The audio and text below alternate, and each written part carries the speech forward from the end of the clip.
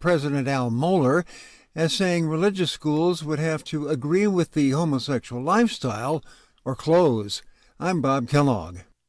Lockdowns are supposed to keep people distanced, but they're not stopping people from shooting each other in the big cities. There were 32 shootings that killed 5 people in Chicago over the weekend. Murders are up 55% in Chicago. New York is averaging 4 shootings per day, doubling the number of shootings last year.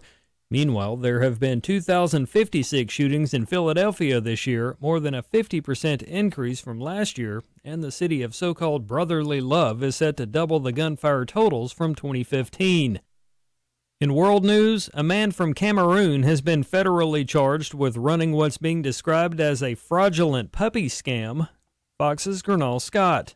Desmond Fojababga faces charges including identity theft, wire fraud, and forging the U.S. Supreme Court seal.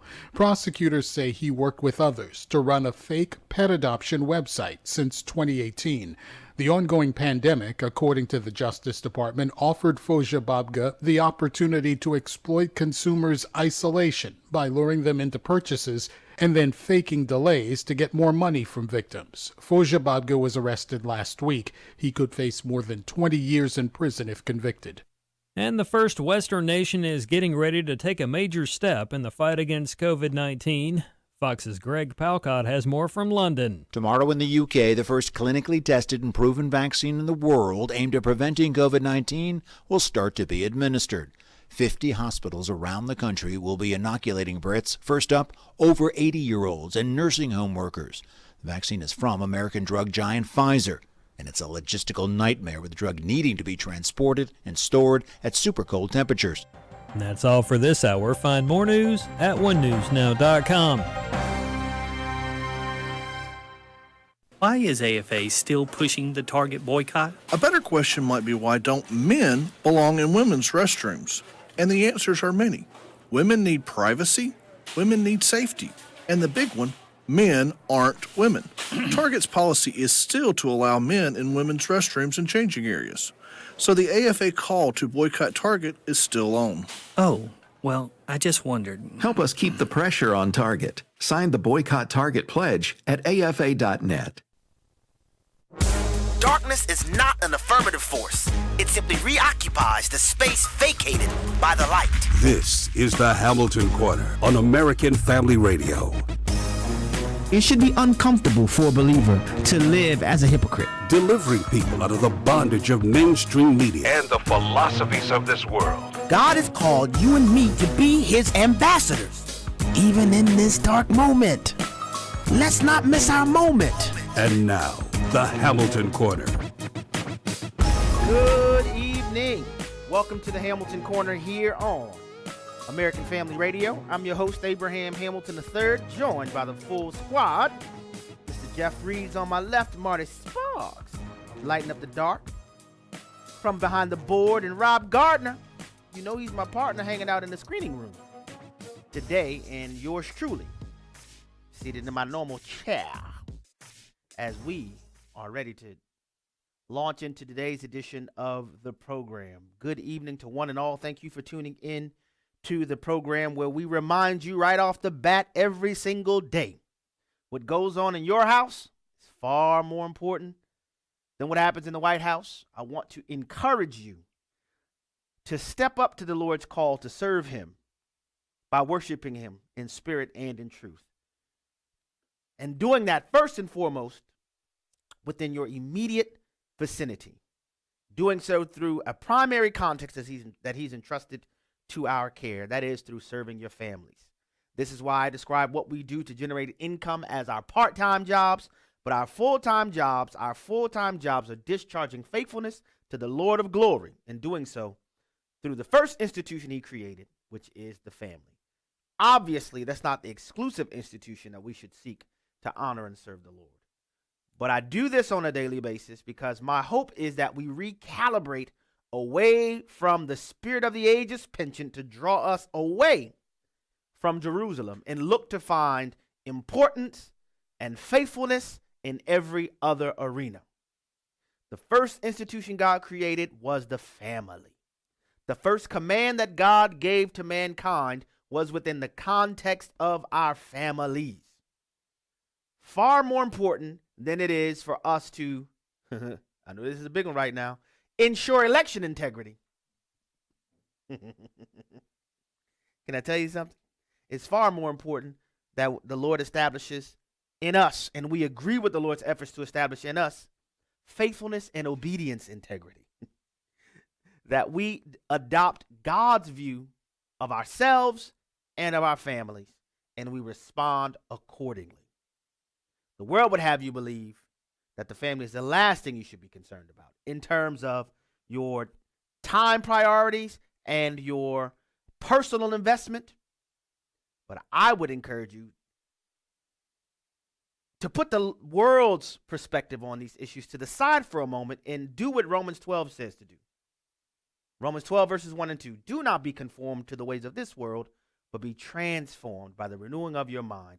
And I believe you will find that the first invitation for us in ministry begins right in our immediate vicinities. It is his desire, it is our God's desire that the Great Commission is executed beginning in Jerusalem. Not because we're not concerned about the world, but we certainly don't want to win the world at the expense of our families. Today we're going to begin the conversation in Luke chapter 6. Luke chapter 6. Just 2 verses. I'm going to jump right into this. Verses 39 and 40. There, Jesus, the incarnate Messiah, the one whom should be celebrated every day, including in December, who, in case you don't know, he ain't a little baby anymore. He gives us keen insight, keen insight. And I simply want to submit it for your consideration, and not just for your consideration mentally. When I say consideration, I don't mean for intellectual gymnastics. I'm talking about for consideration and implementation. As we consider, we recognize, whether we are living according to his word or whether or not this is an area where God in his love provides us an opportunity for additional growth. Jesus makes this statement in Luke chapter 6, verse 39. He says the scripture. Luke makes this observation, and then he quotes Jesus. Luke says, he also told them a parable. Now he quotes Jesus. Can a blind man lead a blind man? Yeah. Will they not both fall into a pit? Then he says this, verse 40. A disciple is not above his teacher, but everyone, when he is fully trained, will be like his teacher. I'm going to read verse 40 again. A disciple is not above his teacher, but everyone, when he is fully trained, will be like his teacher. Now, before I dig into this text, I want you to pit this scripture alongside our contending and abounding assignment, which is the Great Commission. And what is our mandate within the Great Commission? To go into all the world and make disciples, teaching them to obey everything that Jesus has commanded us. So when we understand that, you recognize, whoa, our ears should perk up. Because when Jesus says the disciple is not above his teacher, that means every single one of us who know the Lord Jesus Christ, we have to be engaged or should be engaged at some level in the disciple-making process. We also should be disciples ourselves. So the beginning thought or the fundamental thought I want to offer for you and for myself, those of us who are endeavoring to obey the Lord's command and to execute his commission, what quality of disciples would there be if when they're fully trained, they're just like us? What would the quality of disciples be if they are like us as they are fully trained? Now, before you answer that, I want you to also consider that far more is caught than what is taught. Because you understand the biblical understanding for discipleship, there's a requirement of life on life. And as I say repeatedly, disciples aren't made in a microwave. The fundamental component, one of the most fundamental components of disciple making is time. So when you spend time with people, they get the opportunity to learn more than our ability to recite our Sunday school lessons. They are able to learn the quality of our implementation of those lessons. They begin to learn what we value by what we say, yes, but by evaluating what we say by what we do.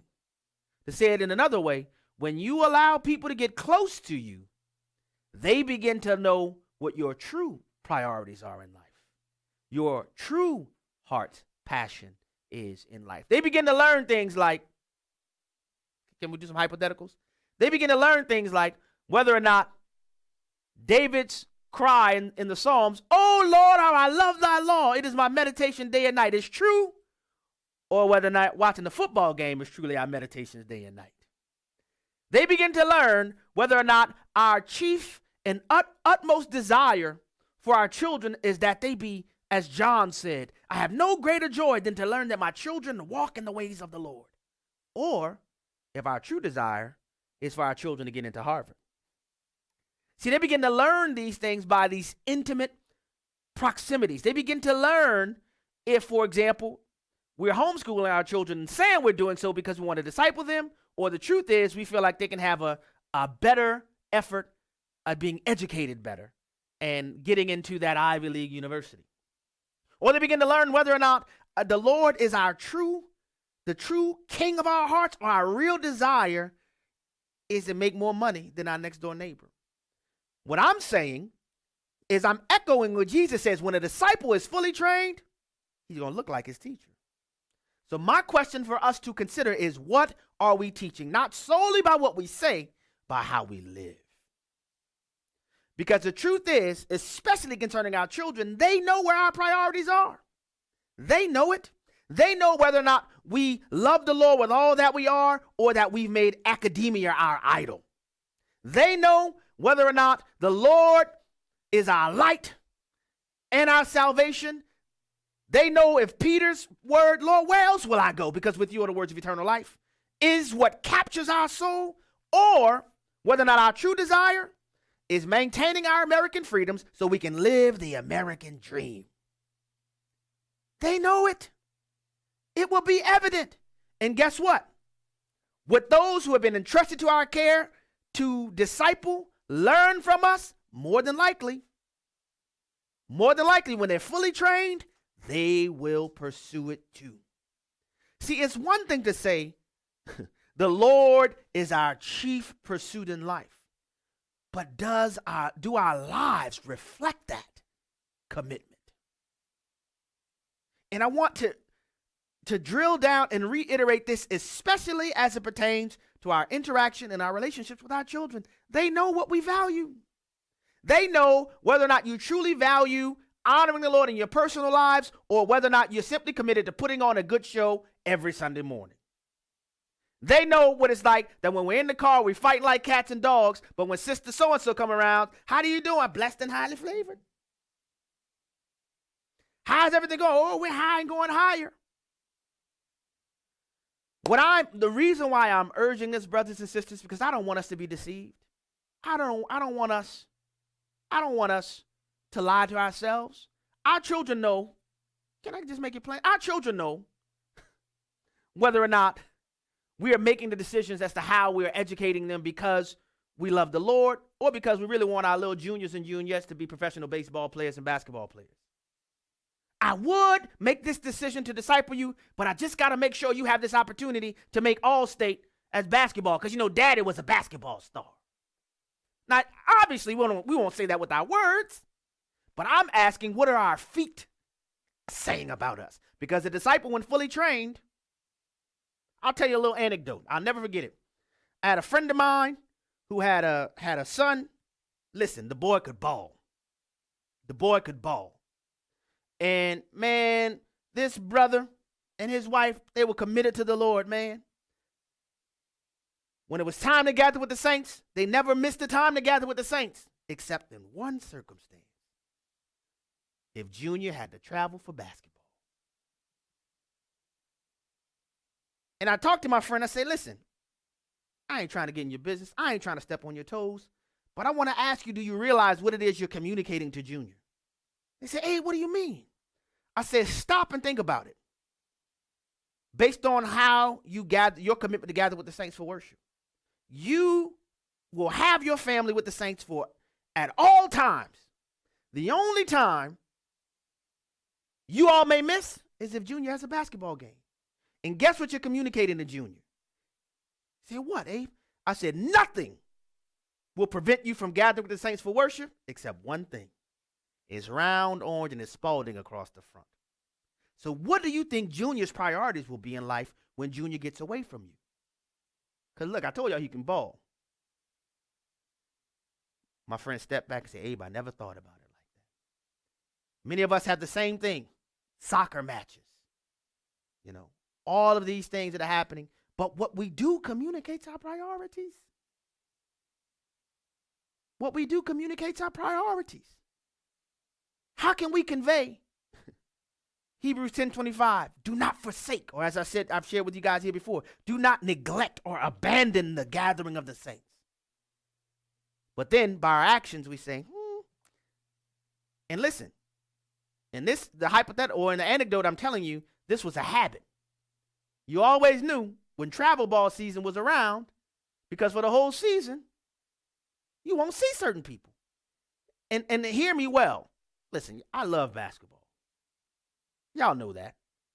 But I don't love basketball more than the Lord. And I don't love basketball more than endeavoring to communicate to my children how important the Lord should be in our lives, and secondarily, how important the body of Christ should be in our lives.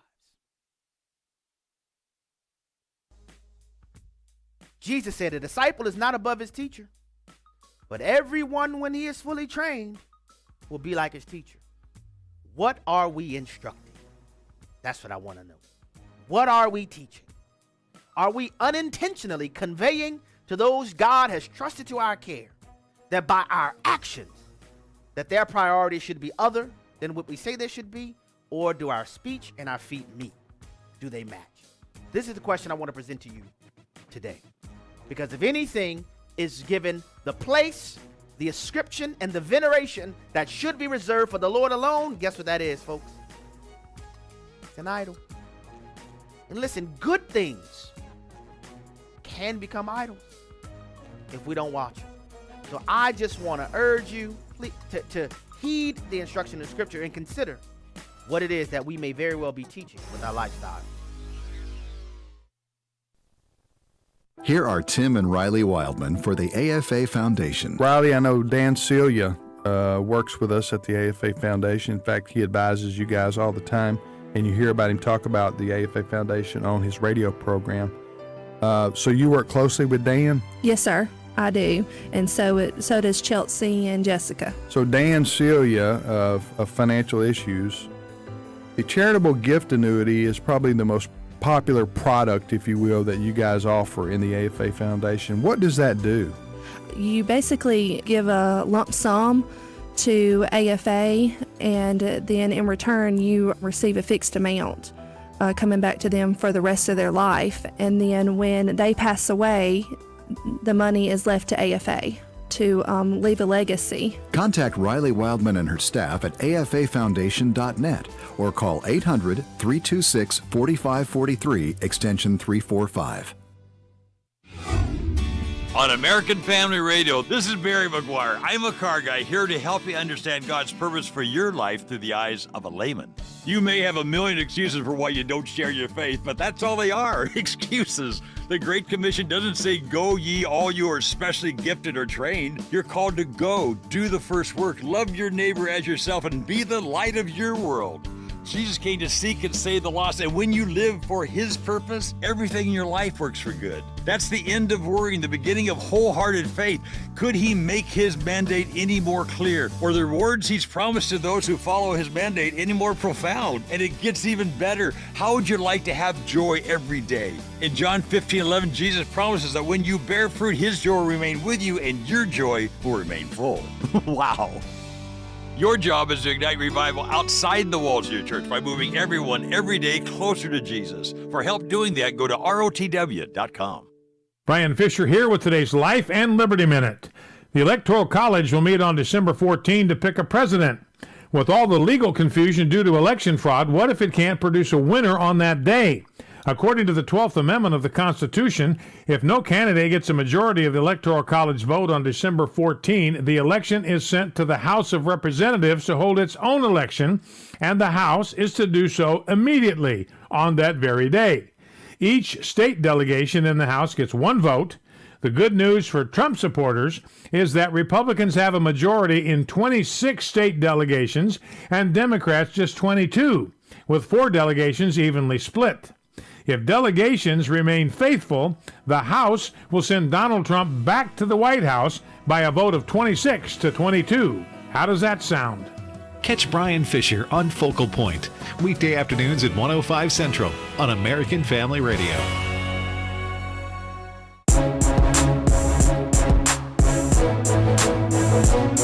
Shining light into the darkness. This is the Hamilton Corner on American Family Radio. Welcome back to the Hamilton Corner here on American Family Radio. Rob came in and said, Abe, you're stepping on people's toes.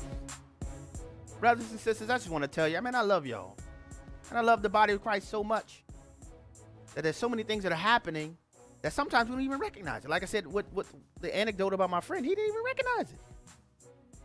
You know, and listen, I'm not saying that, you know, there are not exceptions and things of that nature. I'm just saying. There are a lot of things we can hide in our lives, but one thing that we cannot hide is our passion. It's evident to those around us, even if it may not be as evident to us as we think it should, as it should be. All right, today I'm going to wade into a bit of legalities. I'll do a little bit of reporting, but then some things that I really believe that should be injected more robustly into the mainstream of our society. But first, let me mention this, which didn't surprise me, unfortunately, in light of the Bostic opinion. Well, it did surprise me somewhat. It did surprise me somewhat. But let me just get to what I'm saying. So the Supreme Court declined to hear a case out of Oregon where just get right to it. A little girl who says she's a boy wanted to have access to the boys' restrooms and locker rooms in Oregon. A lawsuit was filed by the parents of other students in the school. The district court threw out the case. The Ninth Circuit affirmed the rejection of that case. And the Supreme Court just today announced that it won't hear the case either. So the decision of the Ninth Circuit is going to govern in this instance, where in Oregon they're going to allow a little girl to use the boys' bathroom and locker room facilities. And the Ninth Circuit, in dismissing the case filed by the parents, argued that the school district's student safety plan was simply in an effort to avoid discrimination and to guarantee the safety of transgender students. Judge A. Wallace Tashima, writing for the Ninth Circuit, said this, quote, "We hold further that the 14th Amendment does not provide a fundamental parental right to determine the bathroom policies of the public schools to which parents may send their children, either independent of the parental right to direct the upbringing and education of their children or encompassed by it." So the U.S. Supreme Court, yes, even with Amy Coney Barrett on the bench and with the reality that it only takes 4 justices to agree to hear a case to grant certiorari, the justices did not have enough to grant cert for this case. So I want you to know that according to the Ninth Circuit, you parents do not have the right to determine the bathroom policies of the public schools where you may send your children. I'm reading right out of the opinion. Now, I know y'all know I'm a homeschool dad. Somebody say, Abe, he's biased. I am. In terms of what the Lord has led my family to do. I'm also endeavoring to sound the alarm as to what is happening in our country. But the Ninth Circuit said You parents, y'all need me to read it again? I'll read it again. We hold, quote, we hold further that the 14th Amendment does not provide a fundamental parental right to determine the bathroom policies of the public schools to which parents may send their children, either independent of the parental right to direct the upbringing and education of their children or encompassed by it, end quote. Now, don't get mad at me.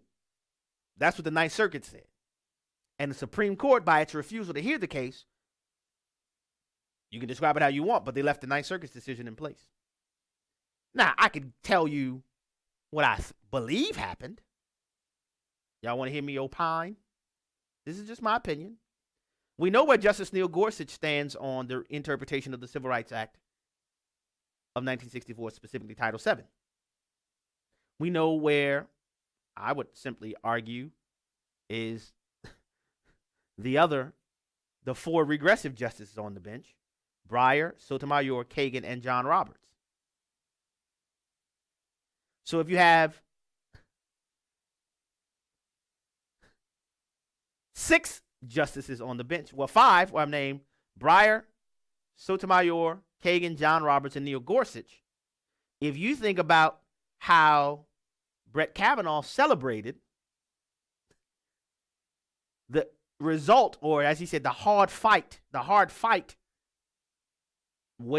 resulted in the Bostic opinion, even though he didn't agree with the result, he did celebrate the result. He didn't agree with it, but he celebrated it. I would surmise, and this is not deep, either Clarence Thomas, Samuel Alito, Brett Kavanaugh, or Amy Coney Barrett agreed with Gorsuch, Kagan, Roberts, Breyer, and Sotomayor not to hear the case. Of those 4, Justice Thomas, Alito, Kavanaugh, and Amy Coney Barrett, which one do you think is most likely to agree with the other 5? It ain't going to be Thomas. It's not going to be Alito either. It's not going to be Amy Coney Barrett. Who's left? I'm just telling you. Another bit of news. In the state of Michigan, this is in the state court system, Attorney Jenna Ellis announced that the circuit court judge, Kevin Eisenheimer, granted the Trump team investigators 8 hours. Well, not the Trump team, let me say specifically. Granted the authority for investigators 8 hours to conduct a forensic examination of the Dominion voting machines used in Antrim County in Michigan.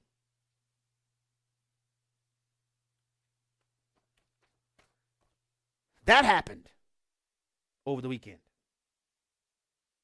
I have all kind of audio that I pulled.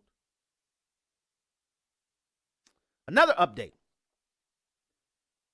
concerning the lawsuit in Pennsylvania concerning the election. Justice Samuel Alito ordered Pennsylvania state officials to respond to the election challenges a day earlier. Initially, he issued an order for the officials to respond on December 9th. He moved that date up to December 8th. Interesting. And Senator Ted Cruz announced today that if the Supreme Court grants oral argument in the case, he is willing to represent the legislators in Pennsylvania in order to argue the case before the Supreme Court. Listen to a little bit of this report on clip number 1.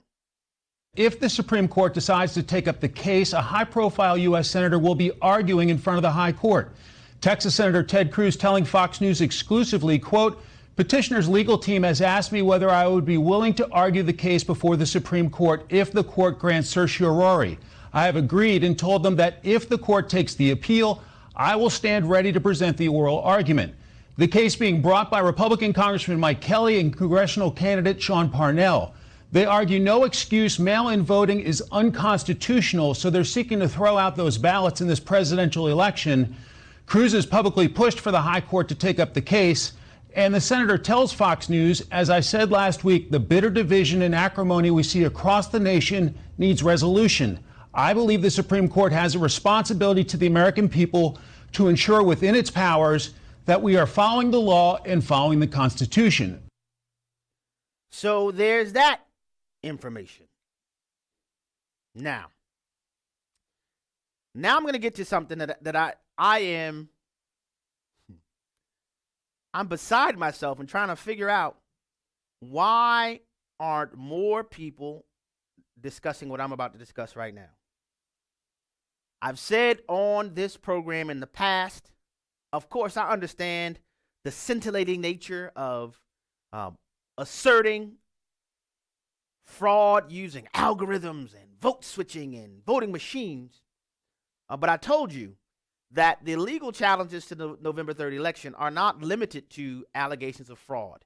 You have to distinguish allegations of fraud from violations of U.S. constitutional law and violations of state law in the administration of the election, because the U.S. Constitution grants explicit and exclusive purview for determining the manner and means of federal elections to state legislators. There is evidence of elections being conducted across the country in various states in violation of state law. These violations are objectively provable based on a simple analysis as to how the elections were conducted. I'm going to give you examples. I have examples from 7 states that I pulled. I probably could have done more, but I just want to give you an example of what I'm talking about. And because I've spoken about the rules in Georgia and Pennsylvania at length, I won't recite them in great detail. But I want to remind you that in Pennsylvania, the Supreme Court, not the state legislature, effectively changed the date of the election. The state legislature passed a law allowing for the usage, widespread in the state of Pennsylvania, of mail-in ballots. In passing that law, the state legislature explicitly refused to extend the deadline to accept mail-in ballots. They simply said, you can send your ballots in by mail. They, one, have to comply with all of the laws of the election in the state of Pennsylvania, and they have to be in by 8 o'clock election day. Just like people voting in person have to vote by 8 o'clock on election day. That was it. The Supreme Court of the state of Pennsylvania said, we'll extend that deadline beyond that. The U.S. Constitution does not allow the state court the authority of determining the manner and means of an election in the state. You don't have to get into voting machines to discuss that. And that is the issue that was presented to the Supreme Court before the election, and which is before them now, which is why Justice Alito is ruling on this issue. The same thing in the state of Georgia. I've talked about how Secretary of State Raffensperger entered into a private agreement with Stacey Abrams concerning the usage of ballots, mail-in ballots in particular, to where he agreed to relax the integrity components of the vote, verifying signatures and whatnot, verifying identities and whatnot, and having, I want to make sure I get it clear.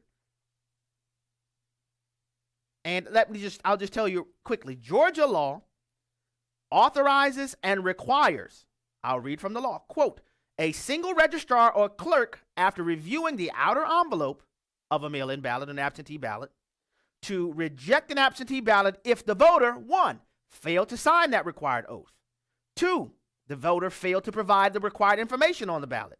3, the voter's signature appears to be invalid. 4, the required information does not conform with the voter's information on file with the state of Georgia. Or 5, the voter is otherwise ineligible to vote. Well, in the consent decree, Secretary of State Raffensperger waived those election integrity requirements.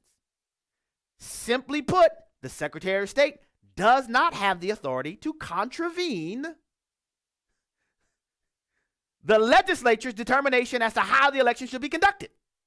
So that is a direct violation of the U.S. Constitution, because the election is conducted in violation of the Georgia State Legislature's manner and means provisions.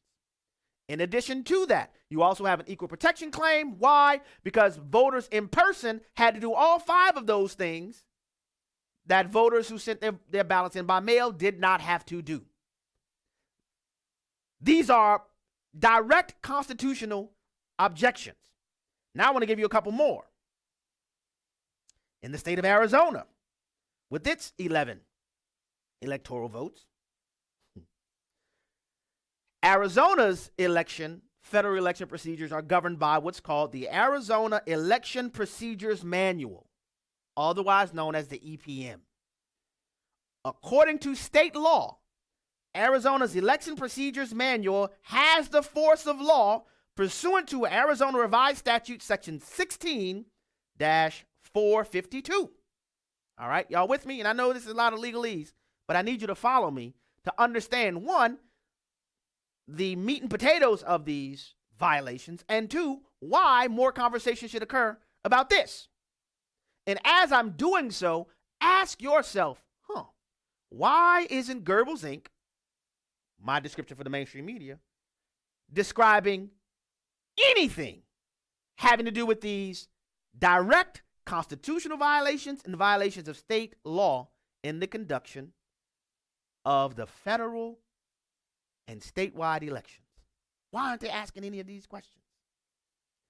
All right. According to the Election Procedures Manual that has the force of law pursuant to Arizona state law, the EPM mandates, quote, that upon receipt of the return envelope with an early ballot and completed affidavit, a county recorder or other officer in charge of elections shall compare the signature on the affidavit with the voter's signature in the voter's registration record.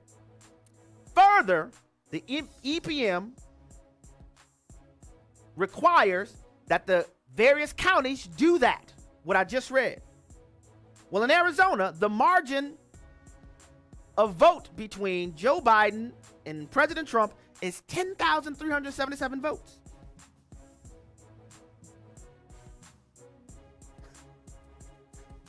But there were nearly 3.3 million votes cast in the election, and it's clear evidence that Maricopa County, Arizona, for example, did not administer the EPM signature comparison requirement for the votes. That's clear and direct violation of the state legal scheme.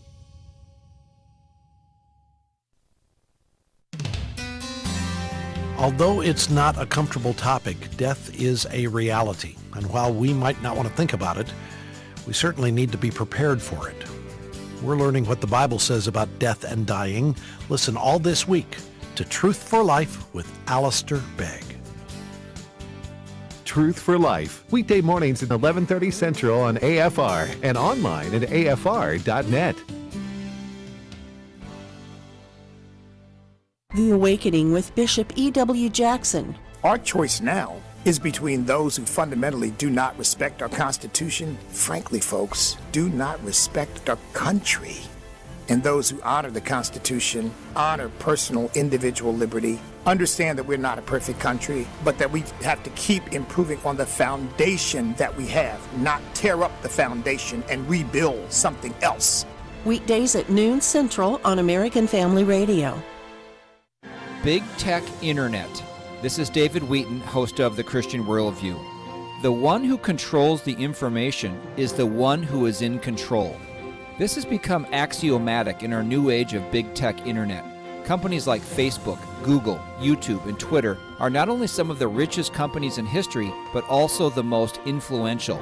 Every website you visit, product you research, content you like, is saved by these companies in order to sell products to you, to send content that interests you, and to ultimately influence you with their humanistic worldview. Yes, these platforms are used for gospel-proclaiming purposes, but beware the power, influence, and addictiveness that big tech has designed into their systems. Hear Part 1 on Big Tech Internet at thechristianworldview.org, and then tune in this weekend for Part 2. Listen to The Christian Worldview with David Wheaton, Saturday mornings at 8 Central on American Family Radio. Hello, Americans. I'm Todd Starnes with news and commentary next. I need you to do something right now, folks. Text pound 250 with the keyword baby. We are in a crisis point in American history, and there is growing concern that the nation's abortion rate is about to explode. So I need your help right now to save the life of an unborn child. And that's why I'm partnering with Preborn, an organization equipping pregnancy centers with ultrasound machines. 80% of women who have an ultrasound save their child. So get on your phone right now, text pound 250 with the keyword baby. Text pound 250 with the keyword baby. The good people of Youngsville, North Carolina, said it would take more than a Grinchy governor to stop their annual Christmas parade. Governor Roy Cooper, a Democrat, has banned large gatherings across the state. In response, some 500 people hauled out the holly, decked the halls, and had a grand old parade. Television news reporters from nearby Raleigh were beyond outraged, breathlessly reporting how people were not wearing face masks or socially distancing. One horrified reporter noted that many people were singing Christmas carols without face coverings. School teacher Lindsay Newton said the Christmas parade is a tradition, and as far as the folks not wearing face masks, well, the good Lord's in control.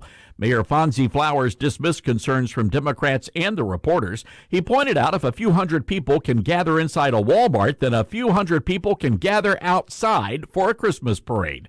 I'm Todd Starnes.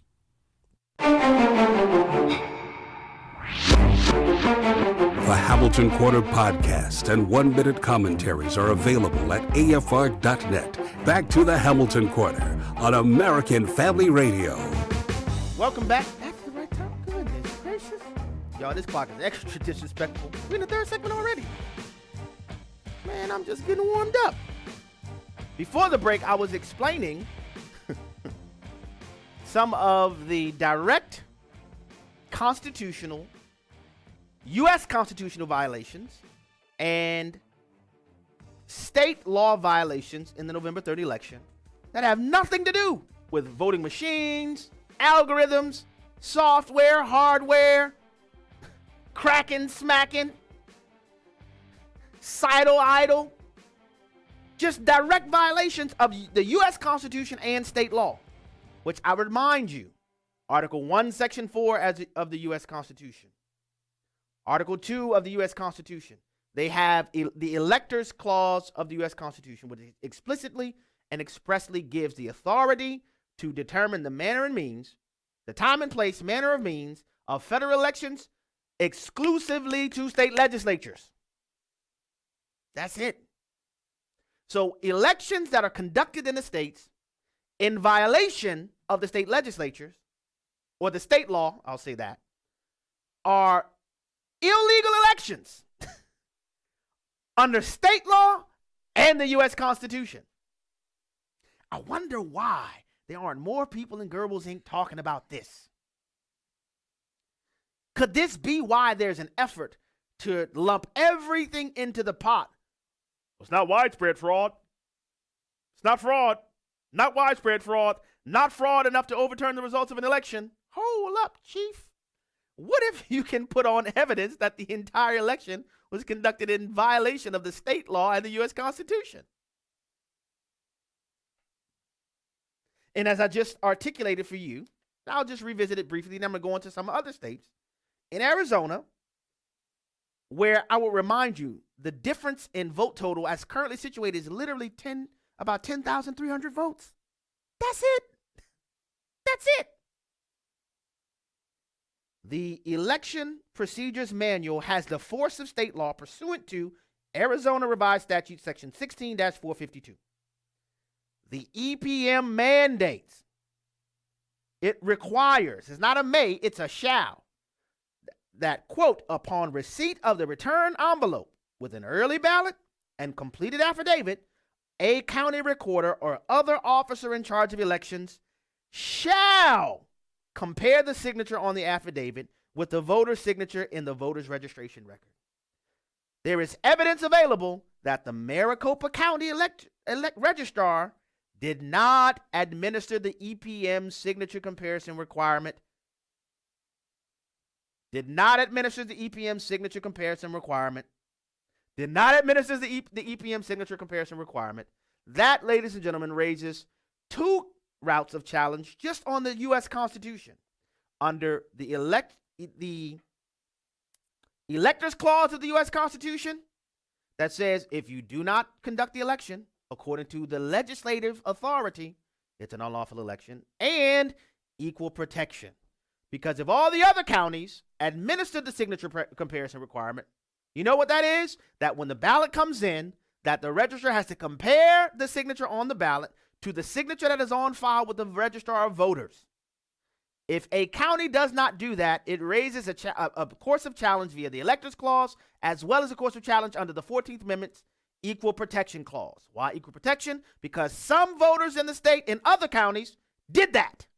They had to make sure their signature on the ballot matched the signature on file. Voters in person had to make sure when you submit your ID, they look at your face and they look at your signature. They compare that to what's on file. Okay. Moving on. The state of Michigan. Shall we go there? I never heard any of this anywhere in any media in the state of Michigan. In the state of Michigan, they have 7.7 million registered voters. There was about 5.3 million votes cast in the state of Michigan. The difference between Biden and Trump, 322,000 and some change. In 2018, let's just walk through this. In 2018, the Michigan State Legislature passed legislation that resulted in the amendment of its state constitution to allow all voters to vote by mail. All right? In 2018, the state of Michigan amended its constitution through its legislature to allow all registered voters to vote by mail. The mail-in voting regime in Michigan is called absentee voting. The constitutional amendment allowed Michiganders to vote by mail without providing any reason whatsoever. That was the amendment. Okay? However, on May 19th, 2020, Michigan's Secretary of State announced that her office would send unsolicited absentee voter ballot applications to all 7.7 million registered voters in the state.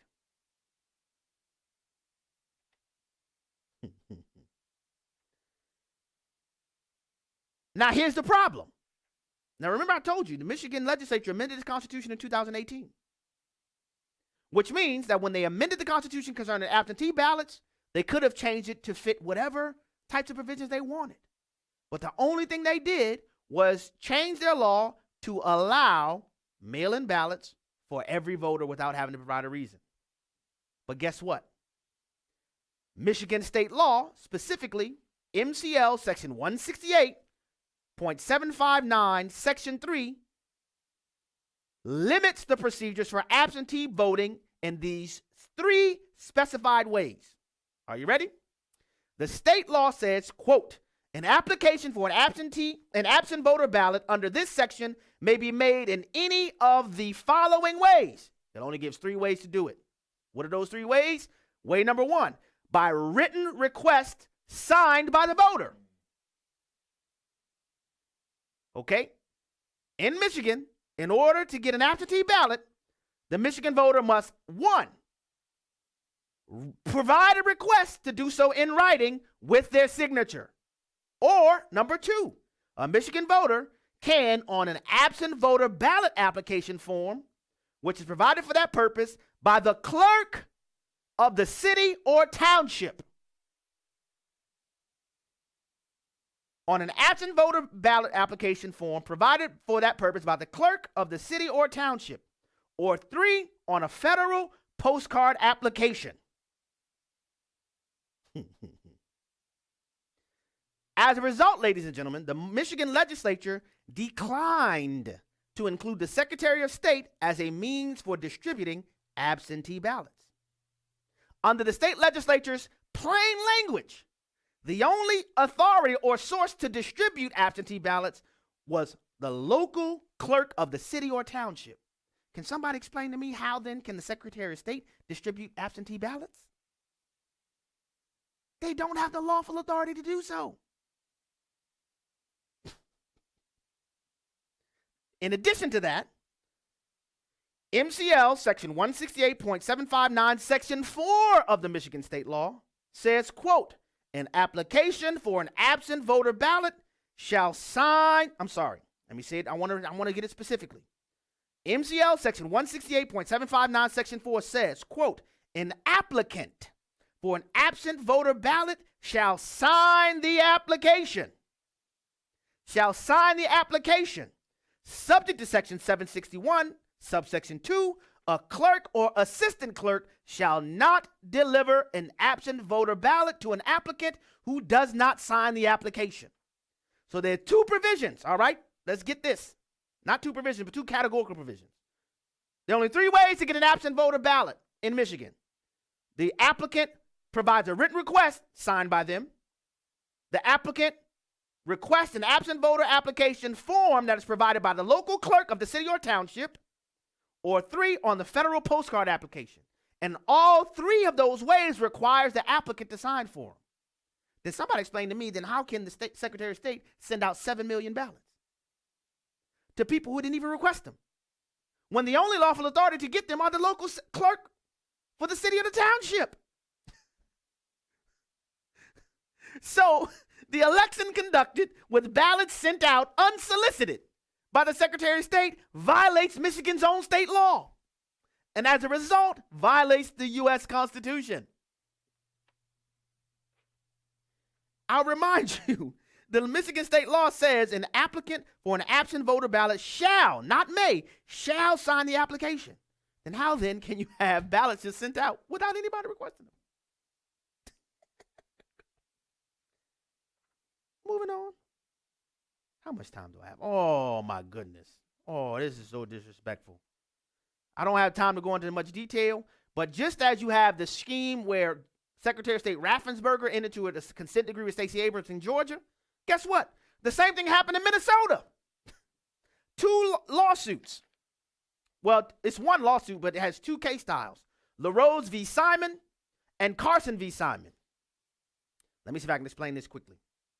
In Minnesota, according to Minnesota statute section 203B.07, subsection 3(1-3), there is a witness requirement in Minnesota for all absentee ballots, which is the way that Minnesota describes its mail-in ballot regime. And in Minnesota, more than 2 million Minnesotans requested absentee ballots.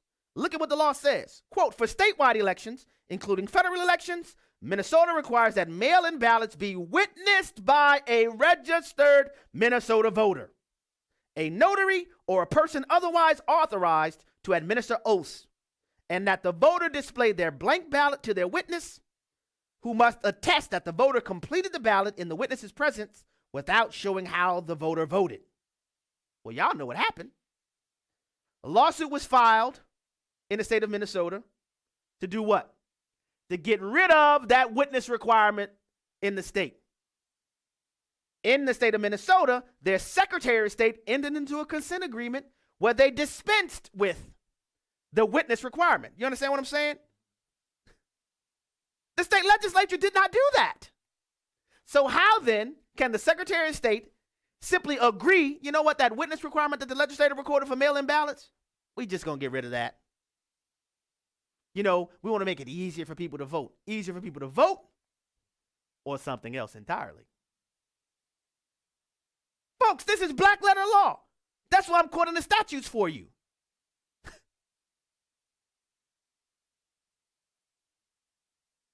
Wisconsin, along with the legal requirement for any absentee ballot to be used in the state of Wisconsin, there has to be a request made, because Wisconsin is suspect of mail-in ballots. In addition to that, the state law in Wisconsin determines the locations for casting ballots. Well, the mayors of Wisconsin's 5 largest cities, Green Bay, Kenosha, Madison, Milwaukee, and Racine, they just decided, well, you know what? We're going to create these safe drop boxes, locations for mail-in ballots. In case you don't want to put them in the mail, you can drop them here. There's only one problem with that. The Wisconsin state legislature didn't approve that and didn't create that as the legal regime. The Wisconsin state legislature said, no, there are specific locations where ballots are to be cast and where ballots are to be collected. In Wisconsin, there were 1.275 million mail-in ballots used, and the mayors of those 5 states allowed over 500 non-sanctioned locations for ballots to be deposited in drop boxes. The state law in Wisconsin literally says mail-in or absentee ballots can only be either mailed by the voter or delivered in person to the municipal clerk that issued the ballot. Because remember, mail-in ballots, absentee ballots have to be requested. So the clerk that mailed it to you is the one you have to deliver it in person to, or you have to put it in the mail. But the 5 mayors of those cities just decided, legislature, smegistrature. We have 500 drop box locations where you can just put them there. Folks. And look at what the Wisconsin state law says. Because remember, you have to mail them or deliver them to the clerk who issued them. Wisconsin State Statute Section 6.876 says this, quote, any ballot not mailed or delivered as provided in this subsection may not be counted. Section 6.84, subsection 2, goes on to say, ballots cast in contravention of the procedure specified in those provisions may not be counted. Ballots counted in contravention of the procedure specified in those provisions may not be included in the certified result of any election. That's their own state law. That's not my opinion. Finally, Wisconsin Statute Section 6.87, subsection 4B says non-compliance with several sections of Wisconsin's election statutes renders an absentee ballot ineligible for being counted in an election. More conversation needs to be had surrounding the constitutional violations more than talking about machines and algorithms, in my opinion. The views and opinions expressed in this broadcast may not necessarily reflect those of the American Family Association or American Family Radio. Faith, family, freedom. American Family Radio. Jesus, born in a Bethlehem stable.